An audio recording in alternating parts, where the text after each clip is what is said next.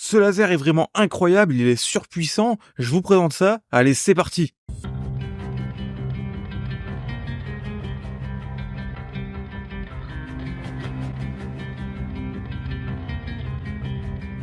Pendant que j'ouvre le carton, sachez que je n'ai pas été rémunéré pour vous présenter ce laser MechPow X4. La boutique Geekbuying me l'a envoyé gratuitement pour que je vous le présente. J'ai plus rien! Je suis ruiné! J'ai plus rien!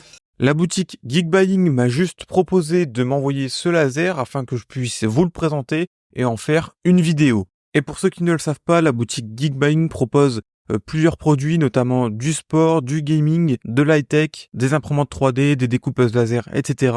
Moi, j'aime beaucoup ce site par rapport aux imprimantes 3D, par exemple. Ils ont notamment la marque Creality chez eux, qui est plutôt une bonne marque, mais ils proposent aussi énormément d'autres produits. On peut notamment retrouver, par exemple, le laser que je vais vous présenter ici, le MechPow X4, qui se trouve sur cette boutique.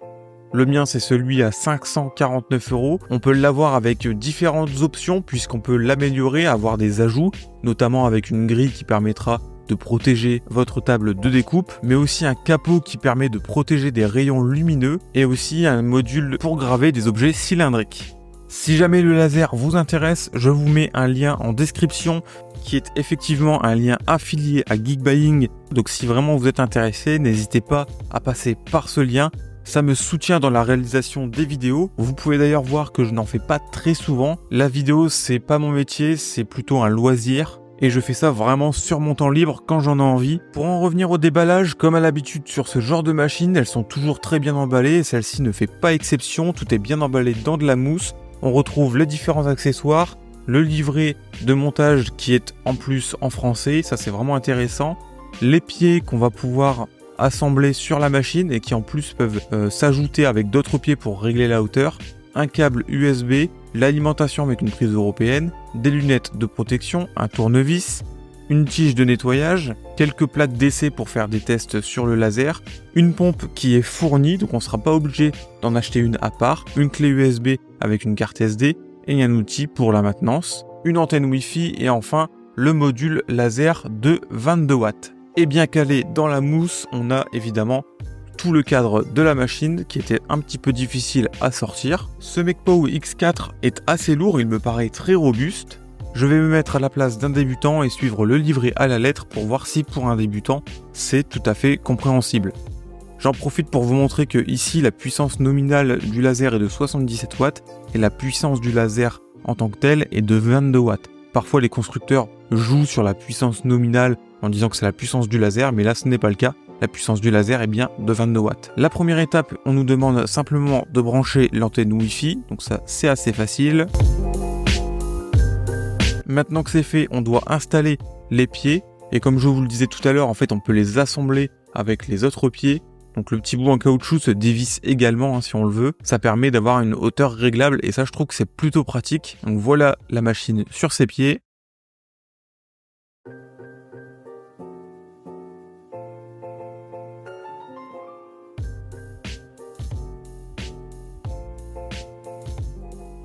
Ensuite, on doit installer le laser. Je vais en profiter de l'avoir en main pour vous le présenter. Sur la façade, on a une étiquette qui présente les différents dangers ainsi qu'un plexiglas qui permet de limiter la lumière du laser.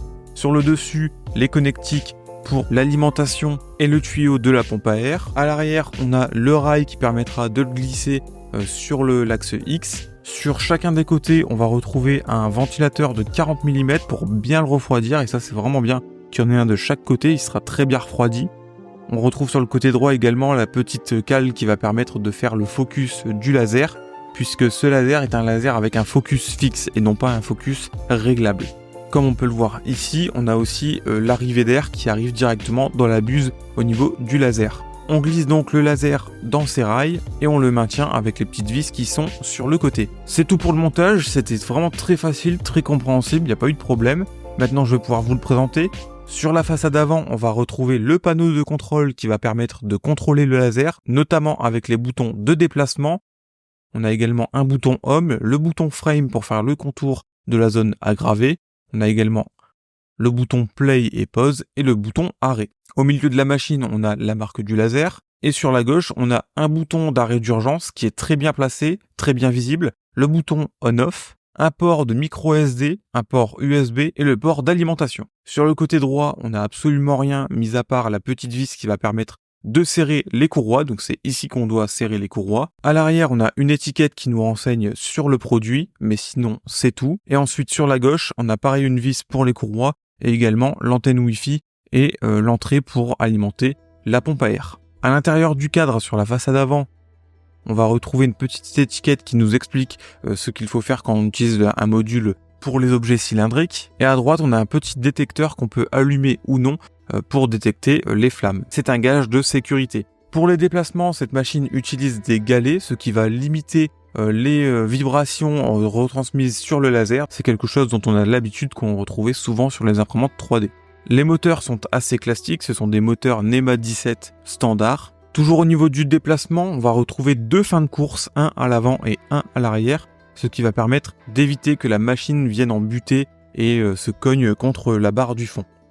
Au niveau du câble management, je trouve que c'est vraiment très bien fait. Tout est rangé dans des gaines, c'est vraiment bien organisé, c'est caché avec les profilés et ça donne un aspect professionnel.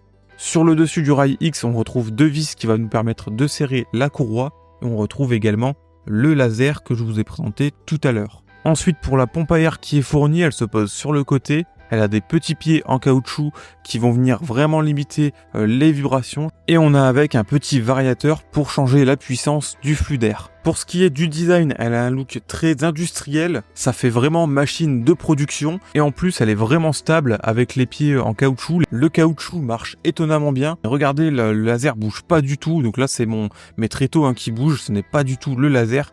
Il est vraiment super stable et ça c'est vraiment encore une fois un gage de qualité. Dans la suite du manuel, on vous explique comment installer le pilote du laser si jamais il n'est pas reconnu par votre ordinateur. On retrouve aussi comment installer Laser GRBL, c'est un logiciel gratuit pour le laser. On retrouve aussi comment installer Lightburn, donc moi c'est celui que j'utilise sur mon ordinateur. On vous explique aussi comment le régler avec les paramètres, etc. C'est vraiment complet et quand même bien traduit, même s'il y a quelques petites fautes. Et moi, ce qui m'intéresse surtout, c'est l'application mobile. Apparemment, il y a une application mobile, donc j'ai bien envie d'essayer ça. Donc c'est ce qu'on va faire, on va scanner le QR code.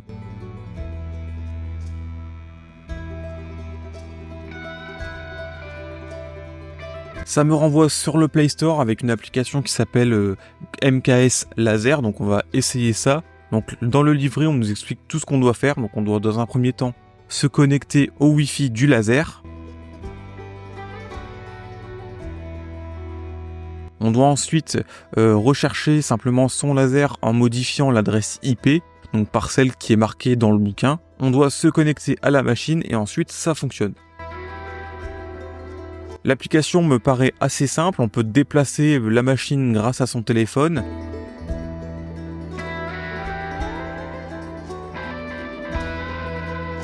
On peut lui demander de faire également un home, on peut aussi apparemment allumer le laser et on voit les déplacements en X et Y en direct. Mais on a une partie aussi créative où on peut faire des choses. Là, je découvre l'application en même temps que vous, je fais un peu n'importe quoi, je vois un peu ce qu'on peut faire, comment ça fonctionne. Ici, j'ai vu qu'on pouvait mettre des codes barres, donc je vais essayer ça. Donc je vais placer mon code barre juste ici, voilà. Donc là, ici, on peut changer simplement la luminosité, le contraste, des réglages de base d'une image, mais bon, ça fait l'affaire. C'est ici qu'on peut choisir la taille de son image et puis faire la zone de gravure. Il faut bien sûr que la carte SD soit insérée. L'application fonctionne bien, elle est assez claire. Il y a aussi une petite bibliothèque d'images. On peut aussi importer ses propres images depuis son téléphone. Donc tout ça, c'est très bien, mais moi, ce qui m'intéresse, c'est l'utilisation avec Lightburn et voir si la machine découpe et grave correctement. Je vais faire différents tests sur du contreplaqué, du MDF, du plexi, du pain, etc. Enfin bref, je teste tout ça et je vous reprends juste après pour conclure.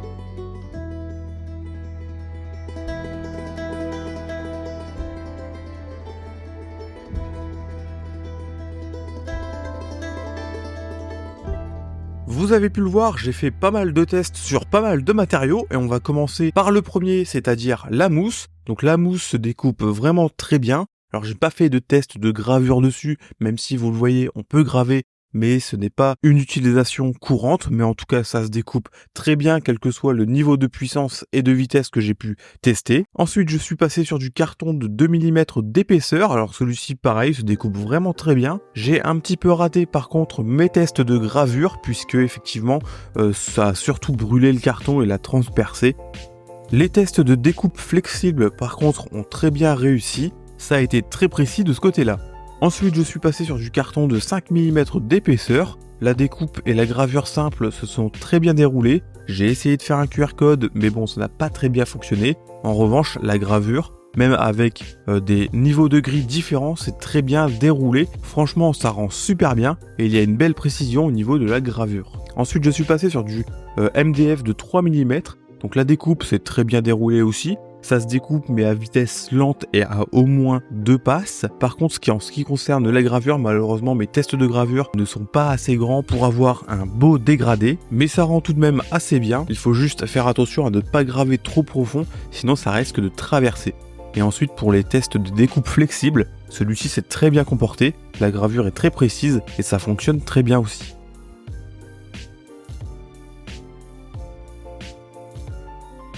Ensuite sur la même épaisseur de bois, je suis passé sur du contreplaqué qui est un bois beaucoup plus tendre.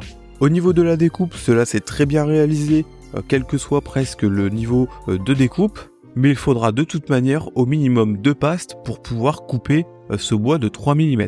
Au niveau de la gravure, cela s'est très bien déroulé également, on a un beau profil en termes de dégradé de gravure, même si à 60 mm/s et 60% de puissance, on a fini par traverser le bois, donc ça ce n'est pas des gravures qui sont réussies.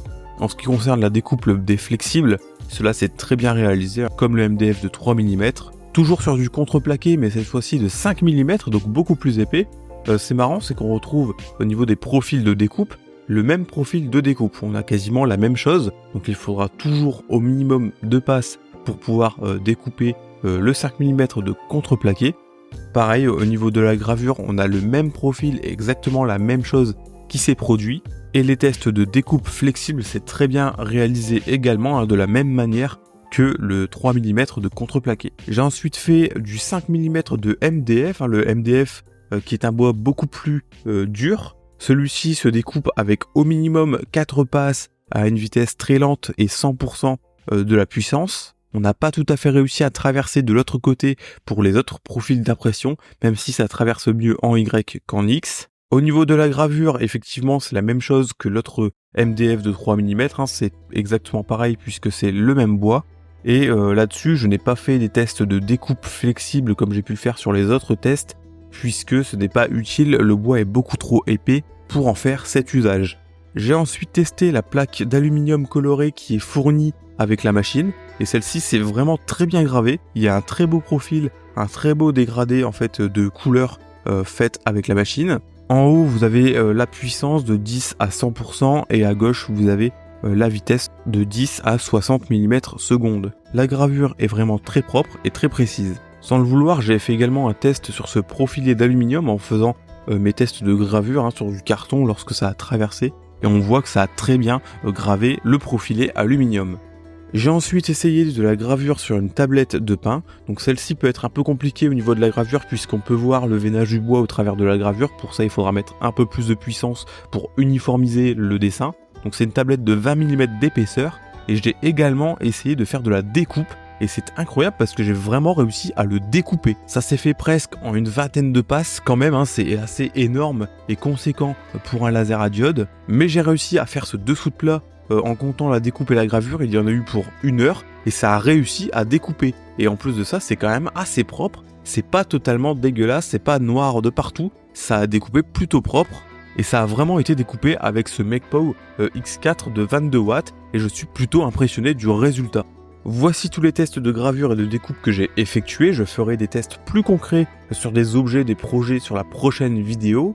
Pour conclure, je dirais que ce MakePow X4 est un laser qui est vraiment très polyvalent en fait dans la multitude de matériaux qu'il peut graver mais aussi découper. En termes d'épaisseur, vous avez vu avec la planche de pain de 20 mm, ça l'a découpé, alors c'était un peu long mais ça l'a quand même découpé. Il peut être très utile dans des personnes qui veulent se lancer dans une activité professionnelle sur de la gravure et de la découpe d'objets personnalisés, mais il conviendra également aux débutants puisque le livret nous permet de nous guider étape par étape sur la configuration des logiciels que l'on veut utiliser. On a également une application mobile qui est vraiment très simple d'utilisation pour apprendre à utiliser la machine et graver les matériaux. On a aussi et surtout de la sécurité sur cette machine. Alors déjà de base parce que on a bien sûr les lunettes qui sont obligatoires, mais également sur le laser, on a une petite fenêtre en plexi qui permet de limiter les rayons lumineux. On a également un châssis qui est assez robuste, un capteur de flamme qui est intégré, le bouton d'arrêt d'urgence qui est sur la façade avant. Et tout ça, je trouve que c'est vraiment très intéressant pour une mise en production tout en ayant cet aspect de sécurité. De plus, il est possible d'y ajouter des sécurités supplémentaires telles qu'un capot ou des modules pour graver des objets cylindriques, une grille de découpe, etc. Enfin bref, ce MechPow X4 conviendra à toute personne qui souhaite se lancer dans une activité professionnelle ou simplement aux débutants qui souhaitent se lancer et découvrir le milieu de la découpe laser. Voilà, la vidéo est terminée, n'oubliez pas de vous abonner. Allez, salut!